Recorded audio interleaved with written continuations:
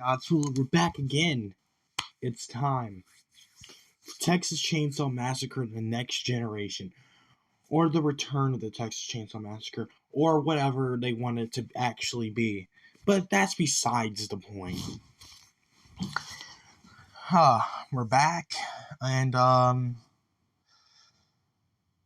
this is the point where they start to divert from the Sawyer family and rename the last name. In this name, they're not the Sawyers. They are the Slaughter family. And yeah, they pretty much do the same stuff, but this time we have a very wacky character played by Matthew McConaughey. We'll get to him in a second.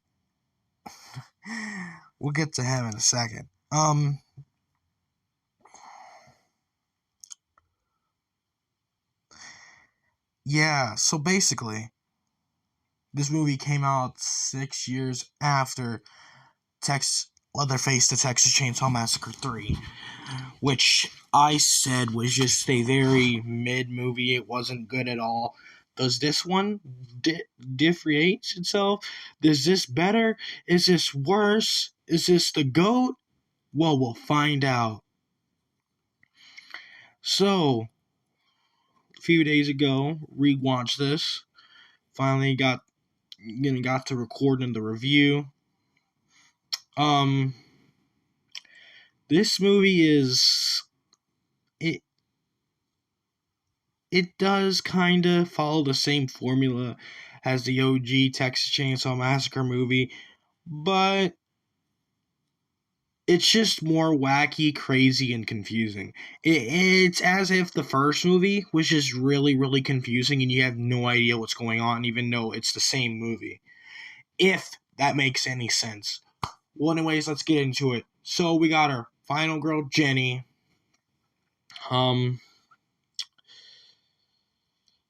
She's good in this. But nothing beats the performance of Matthew McConaughey as Vilmer. But we'll get to Vilmer in a second. So we got these group of kids. They're trying to get home, I think. They get into a wreck. The guy that they hit, he says he's okay. There's no need to, sue or, do the insurance thing. Nan collapses dead. Probably dead. But,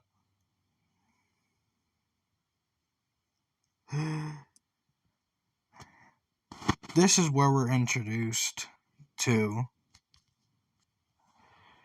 Vilmer. What? To say this guy is off his whacker would be an understatement. If you thought Hitchhiker or Chop Top were off their whackers, you probably haven't seen anything like this. This guy takes... I don't even know how to quite explain it. He's wacky. He's over the top. He is a commanding presence throughout this film, and especially towards the end. Especially. So, what's unique about him besides him just being a crazy wacko cannibal? He has a bad leg that he has to use robot controls on or whatever. Yeah. So,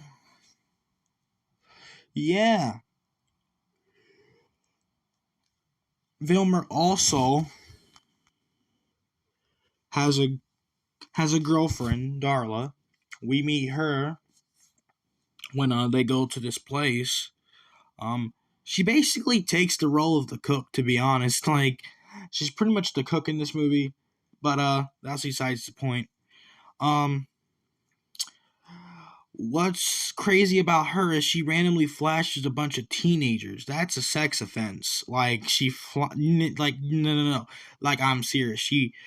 She flashes a bunch of teenagers. Like dang, that's crazy. That's crazy. And yeah, she seems like the most normal one until we find out she was just there to help the family. But yeah, a couple. They split off from Jenny after Vilmer kills Jenny's boyfriend, I think, or her prom date, or whatever it is. These Heather and Barry wander off. They wander off to the family house. And you know, when you go to a random house in these movies, it's always not the best outcome. So Heather sits down on a swing set. Barry goes around back. And this is where Barry meets W.E. Slaughter, pointing a shotgun at him, asking him what on earth is he doing on his property, at his house. Why? Just like, why are you here? That's quite a good question. Because there would be no reason for him to wander over here. Then, this is where we get introduced to good old Leatherface. Because you see, meanwhile, while Barry's busy with W.E., Heather over here on the swing set completely loses her spatial awareness, doesn't feel the presence of a big hulking man messing with her hair. Yeah. She only when something knocks over only when Bubba accidentally knocks over something, that's when she finally realizes, oh, there's someone messing with my hair and there's someone around me. She screams. Leatherface screams. She tries to run away. Leatherface grabs her. Then he traps her in the cooler. We haven't seen that before. It's okay. Then, meanwhile, with Barry being busy with W.E., he manages to get inside the house before W.E. Slaughter could shoot him with a shotgun. Barry calls W.E. Slaughter the idiot because he goes inside his house and thinks he's completely okay in this stranger danger house, which he has no idea if anybody else is in the house that wants to kill him or something similar or anywhere near the vicinity of that.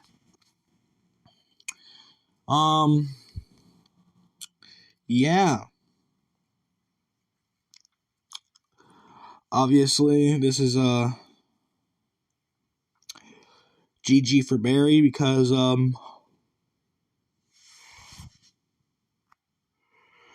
you know how it works in these movies. Leatherface spawns out of nowhere with a mallet and bashes him over the skull with it. W.E. Slaughter asks Leatherface what is going on in there.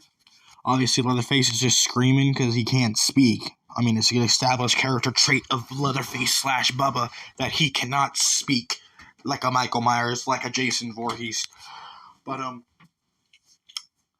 yeah.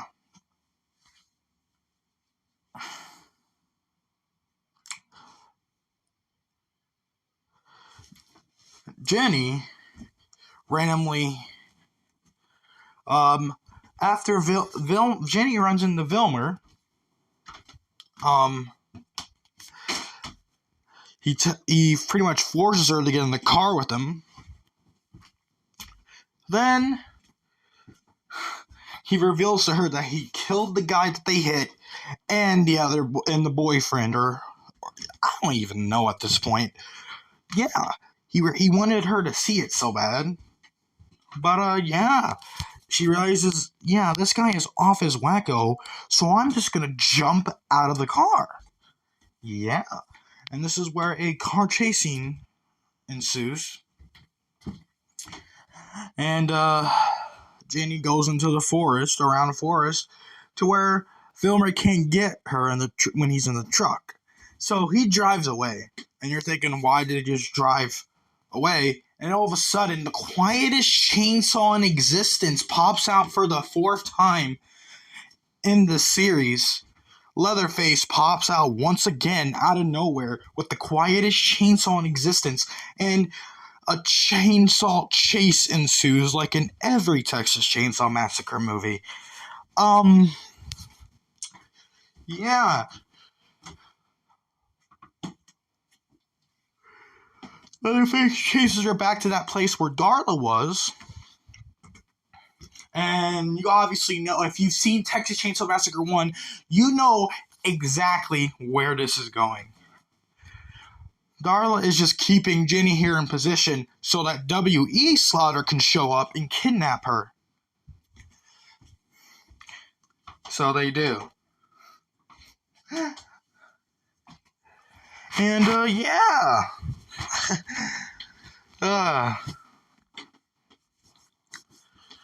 Crazy, crazy, crazy.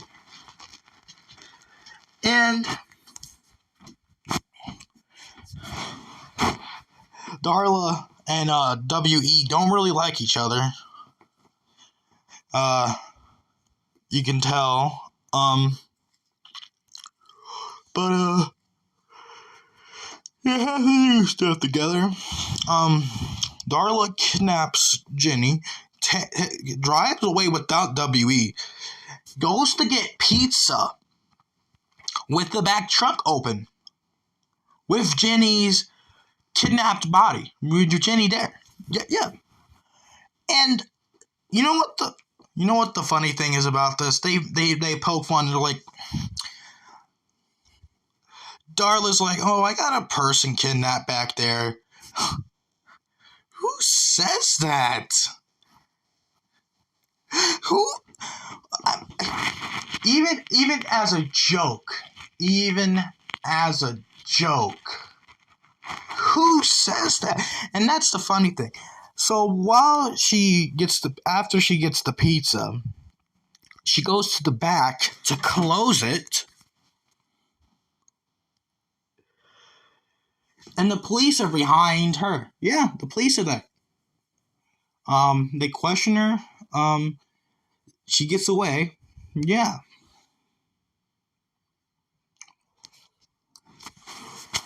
Cop flirting with her. You know how it is.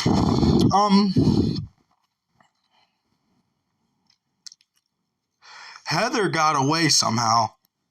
Like, I don't even know how, but she just got away. Meanwhile, while Darla's driving, she finds Heather out here in the middle and starts hitting her with a stick. And then just leaves her. But they'll come back for her. Don't worry, it's all good. Darla brings Jenny to the house. Vilmer's there, and this is where Vilmer reveals the big side plot of this movie that doesn't really go anywhere, and this is where all the confusion starts. You see, Vilmer talks about the Illuminati and how the government has this house under 24-hour surveillance. Now, that is crazy. That is confusing. Like, what in the world? Okay. So that's the big thing that they wanted to do for this movie. The Illuminati. Okay. So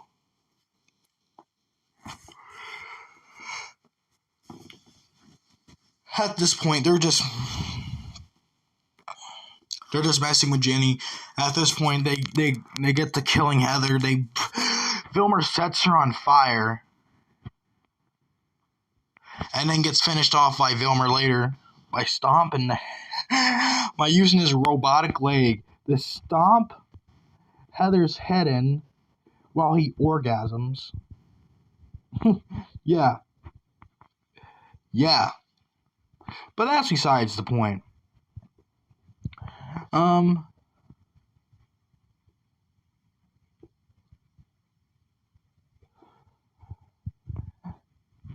before they're at this point, Heather manages to get a gun and hold the family hostage. Vilmer, being the only one to not obey her, man starts to cut himself, very similar to the hitchhiker. And he gets the gun from her. Because the first shot she tried to shoot him with was jammed, so the shot did not come out. So it is a GG. So we thought it was good, but no, it is not good. It is not good. It is not good. So Jenny is knocked out, and this is where we have the famous dinner scene. Now we have to have in every single one of these movies. It's just so... It's a staple of the franchise. Like, if you don't have a dinner scene in a Texas Chainsaw Massacre movie in any facet, that just brings it down for me. It's just tradition. So, of course, you can't do a dinner scene without Grandpa. Grandpa makes his return again. Not as a corpse. He is actually alive this time. Like he was in Texas Chainsaw Massacre 1 and 2. He's a different grandpa, of course. But he's actually alive. He's here for dinner, you know. The family are just abusing each other. The family are just abusing each other like usual. How these movies work, the family just abuses each other. Vilmer talks about Leatherface wanting to have Jenny's face as the mask or whatever. You know, classic Leatherface stuff. No, it's a staple of the character, Then, this is where the Illuminati shows up. Very weird guys. It's just weird. And what makes it even more confusing is that when they show up, Vilmer literally acts completely out of character. Not like he there's no wackiness, there's no cutting himself, there's no I'm the big shot of the house. The classic Vilmer. He acts like not himself. It's like these guys, he has like a certain respect for them or something like that. Darla did mention earlier on that he would work for the government or something. He would work for people. And this might be what she was talking about. One of the dudes starts to lick Jenny, all creepy and pervy like, and they just leave.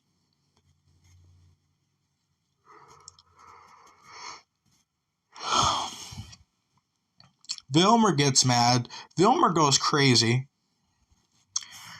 He knocks the hell out of W.E.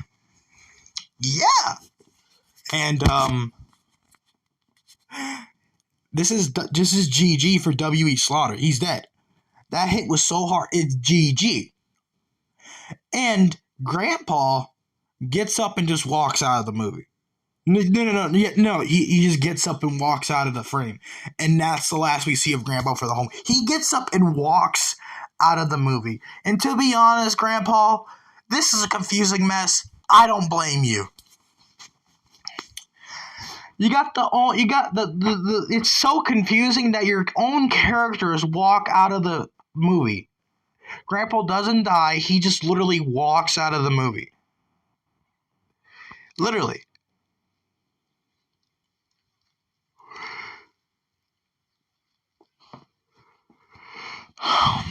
A whole chase scene commences.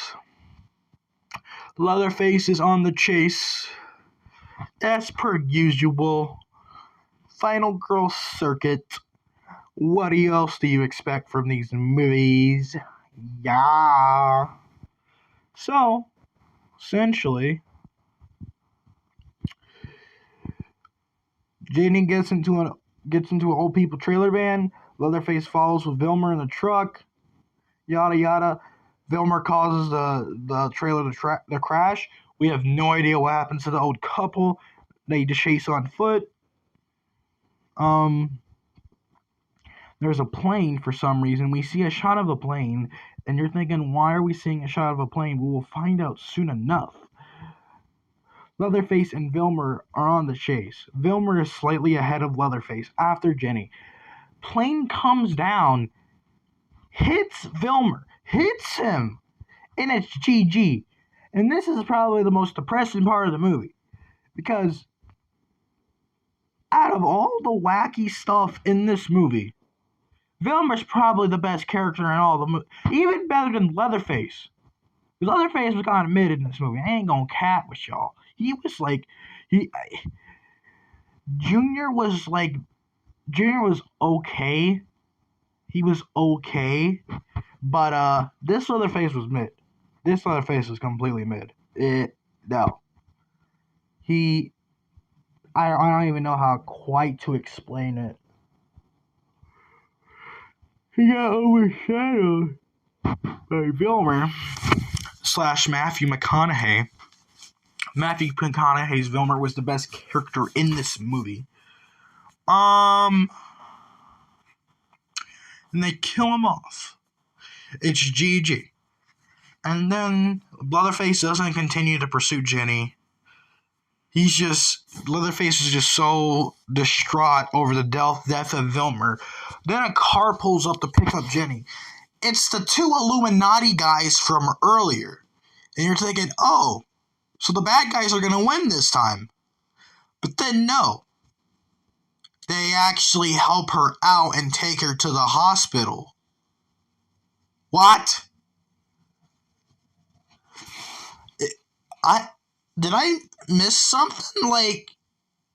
I don't huh? Confusion. That's all I can really say is my thoughts coming out of this movie. Just confusion. Because, one, these Illuminati guys pretty much tell Vilmer to do this, so they're forced to be cannibals. I don't even understand that whole plot point in and of itself. But you establish these guys as not good guys, then they're just good guys to help the final girl. That is the most confusing thing that I can't even say it's a bad or good ending or a mid ending. It's just confusing. I'm just confused. So I don't quite know how to rate this one. It has the same stuff you would expect from a Texas Chainsaw Massacre movie. But it's just a classic Texas Chainsaw Massacre movie, but it was really confusing and you had no idea what was really going on when it came to the ending, or when it comes to the end of the movie. So confusion is all I can really say about this film. Is it good? Is it bad? It's a middle of the road. It's kind of like Texas Chainsaw Massacre 3. It's middle of the road, so I'm probably gonna rate it. Maybe I'll give it I enjoyed this movie a bit better than Texas Chainsaw Massacre 3, even though it was confusing. I'll give this a 6.5 out of 10. This was alright. This wasn't horrible. This wasn't atrocious. It was mid, but it wasn't horrible. Far from horrible. It was decent. It's okay. It's alright. Is it anywhere near as good as Texas Chainsaw Massacre 1 and 2? Absolutely not. Vilmer / Matthew McConaughey is obviously the highlight of this film. It's depressing to see that his character died because I really want another movie. I think coming out of this movie, well, we needed another Texas Chainsaw Massacre. We need Matthew McConaughey in another Texas Chainsaw Massacre movie. That's kind of what I want. That's my dream. Yeah, that's kind of what I want. But you never know. You never know these days. But anyways, guys, I'll see you guys because the next one is actually the remake. The 2003 remake, right? The first remake to ever come out. The first true horror classic to be remade. Just before Halloween, just before Friday the 13th and Nightmare on Elm Street. The first horror classic to actually be really remade. Like a full-on remake. But when we get there, we get there. Anyways, guys, I'll see y'all when I review that movie. Peace out, guys.